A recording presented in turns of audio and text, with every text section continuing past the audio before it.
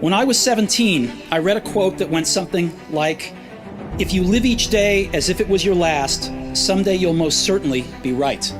It made an impression on me, and since then, for the past 33 years, I've looked in the mirror every morning and asked myself, if today were the last day of my life, would I want to do what I am about to do today?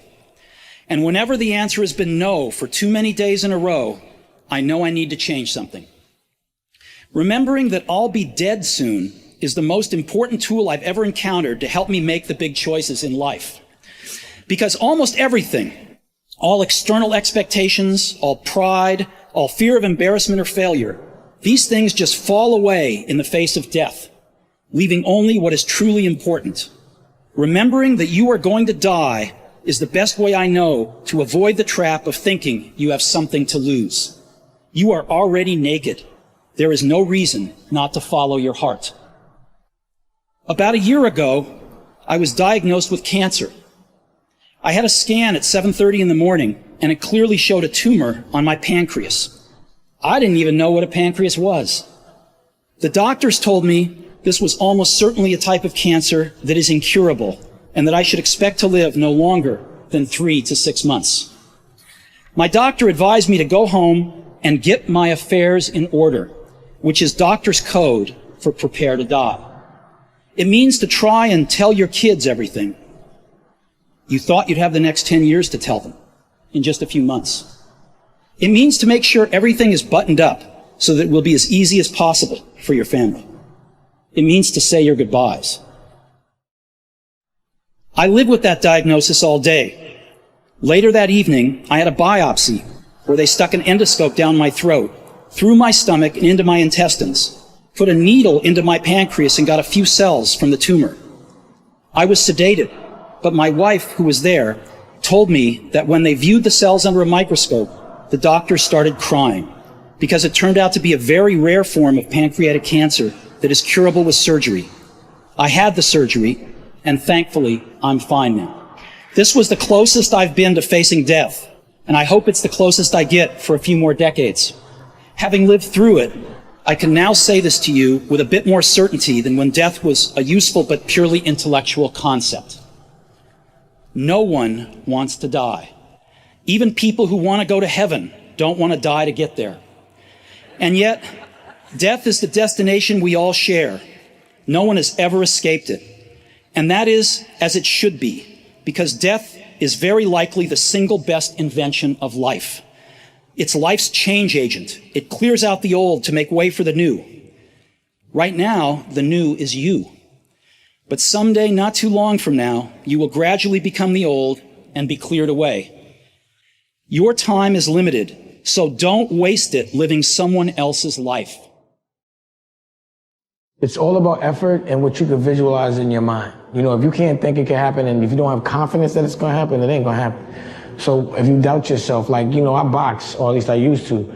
I'm not getting in the ring unless I know I'm going to win, or else I already lost. And I look at everything I do like that. I'm winning. It's about what you're saying to yourself, but it also comes with work. So whenever I was getting beat down, physically, mentally, spiritually, whatever I was going through, just saying, you know, I would put, you know, you can't hurt me.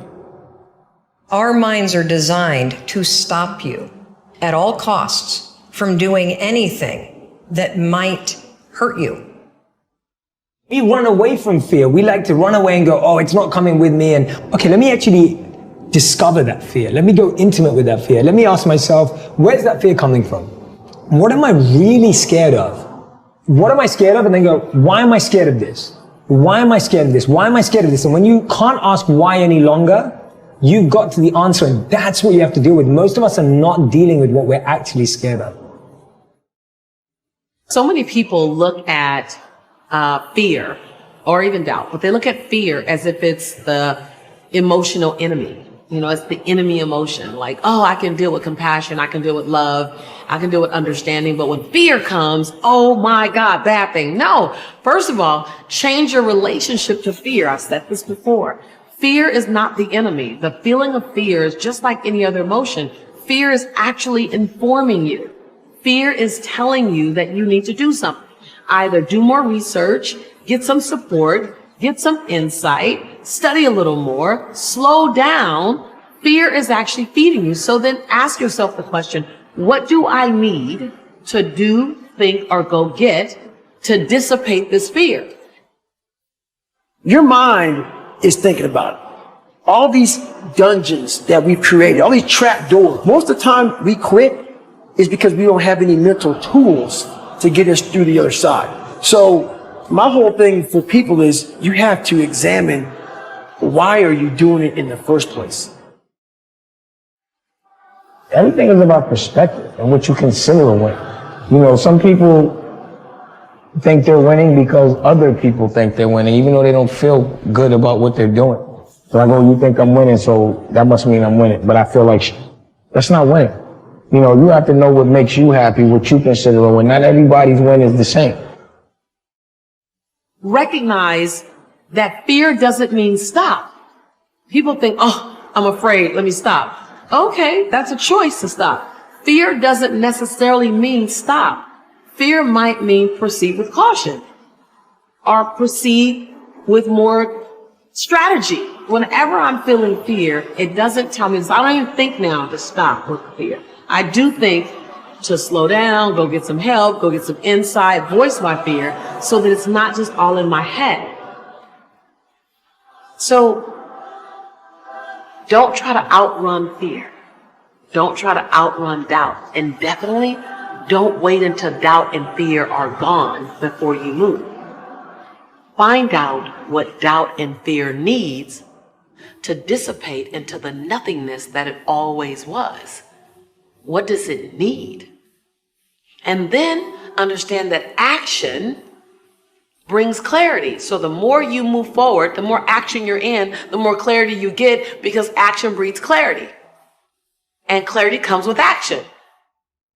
You have to trust in something, your gut, destiny, life, karma, whatever, because believing that the dots will connect down the road will give you the confidence to follow your heart, even when it leads you off the well-worn path, and that will make all the difference. I was lucky. I found what I loved to do early in life. Woz and I started Apple in my parents' garage when I was 20. We worked hard, and in 10 years, Apple had grown from just the two of us in a garage into a $2 billion company with over 4,000 employees. And then I got fired. How can you get fired from a company you started?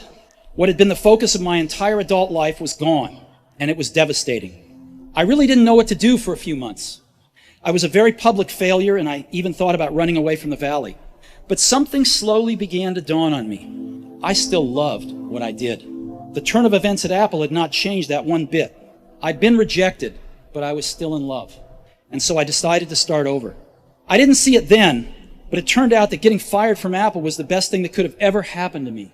The heaviness of being successful was replaced by the lightness of being a beginner again, less sure about everything. It freed me to enter one of the most creative periods of my life. During the next 5 years, I started a company named Next, another company named Pixar, and fell in love with an amazing woman who would become my wife. Pixar went on to create the world's first computer animated feature film, Toy Story, and is now the most successful animation studio in the world. In a remarkable turn of events, Apple bought Next, and I returned to Apple, and the technology we developed at Next is at the heart of Apple's current renaissance. And Lorene and I have a wonderful family together. I'm pretty sure none of this would have happened if I hadn't been fired from Apple. It was awful tasting medicine, but I guess the patient needed it. Sometimes life's going to hit you in the head with a brick. Don't lose faith. I'm convinced that the only thing that kept me going was that I loved what I did. You've got to find what you love.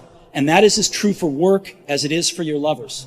Your work is going to fill a large part of your life. And the only way to be truly satisfied is to do what you believe is great work. And the only way to do great work is to love what you do. If you haven't found it yet, keep looking and don't settle. As with all matters of the heart, you'll know when you find it.